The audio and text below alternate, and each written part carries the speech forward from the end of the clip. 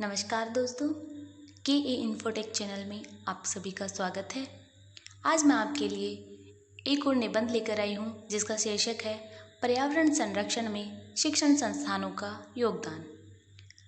दी गई जानकारी से आप पर्यावरण संरक्षण पर भाषण भी तैयार कर सकते हैं।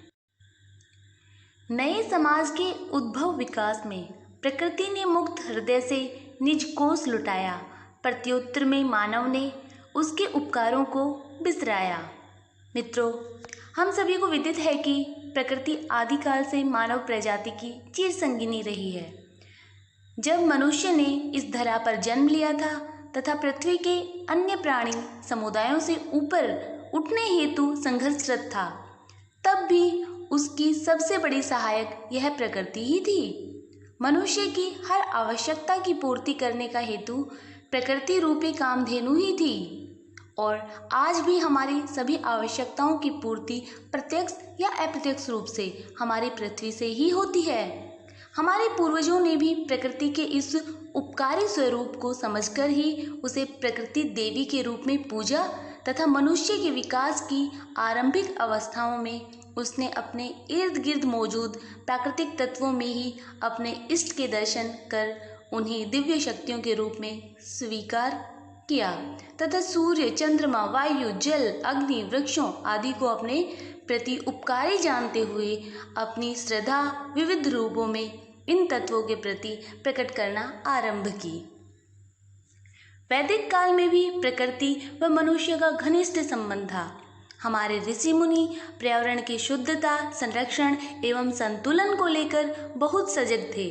अतः उन्होंने पर्यावरण के संरक्षण हेतु बहुत सारे ऐसे क्रियाकलापों को धर्म में शामिल कर दिया जो प्राकृतिक तत्वों के शुद्धिकरण या संरक्षण से संबंधित थे, जैसे यज्ञों का विधान, गुणकारी वृक्षों की पूजा, नदियों एवं जल स्रोतों की स्तुति, वृक्षारोपण की परंपरा आदि।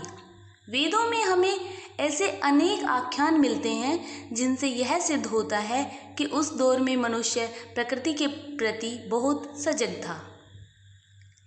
कालांतर में मनुष्य ने भौतिक सभ्यता के विकास के साथ साथ अपनी अतृप्त भौतिक सुखों की अभिलाषाओं को पूरा करने की लालसा में प्राकृतिक तत्वों का अंधाधुंध दोहन शुरू कर दिया। मनुष्य के इस अविवेकपूर्ण कार्य का परिणाम यह हुआ कि हमारे पारिस्थितिकी तंत्र में द्रुत गति से असंतुलन की भयावह स्थिति पैदा होने लगी, जिसके कारण नित्य नवीन रोगों, प्राकृतिक आपदाओं एवं दुष्परिणामों का सामना संपूर्ण मानव प्रजाति को करना पड़ रहा है। आज संपूर्ण विश्व के समक्ष बढ़ते हुए पर्यावरण प्रदूषण को नियंत्रित करने एवं पर्यावरण को संरक्षित करने का यज्ञ प्रश्न मुंह बाए खड़ा हुआ है। आज इस विकराल समस्या से निजात पाने के लिए एक भागीरथी प्रयास की आवश्यकता है, परंतु समस्या यह है कि इस पुनीत एवं प्रबल चुनौती युक्त कार्य का बीड़ा उठाए कौन। निस्संदेह किसी भी राष्ट्र एवं समाज का मेरुदंड उस राष्ट्र, उस समाज की शिक्षण व्यवस्था एवं शिक्षण संस्थाएं होती हैं। शिक्षण व्यवस्था वह साधन होती है जो किसी समाज की आदतों एवं चरित्र का निर्माण करती है तथा शिक्षण संस्थान वे कल कारखाने हैं जहां किसी भी समाज या राष्ट्र के भविष्य को आकार दिया जाता है।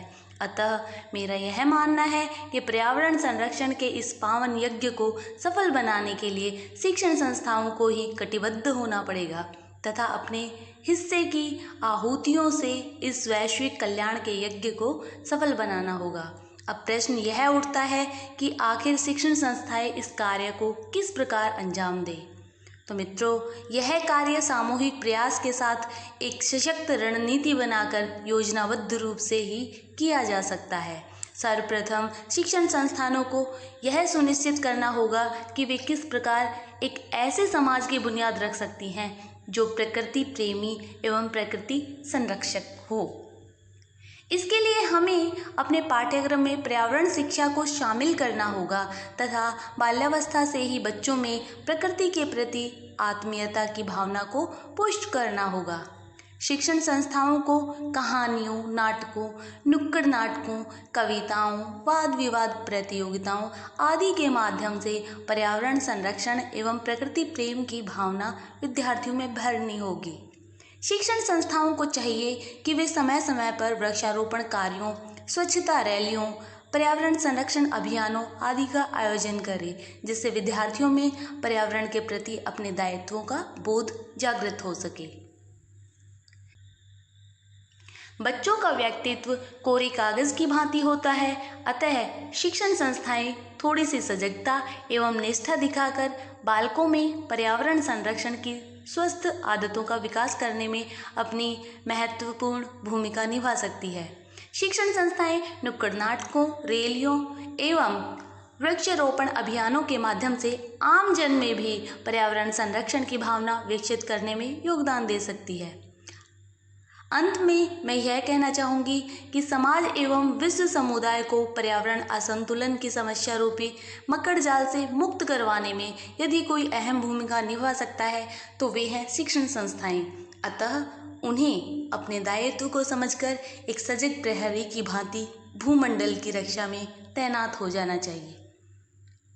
आज के इस वीडियो में इतना ही। धन्यवाद।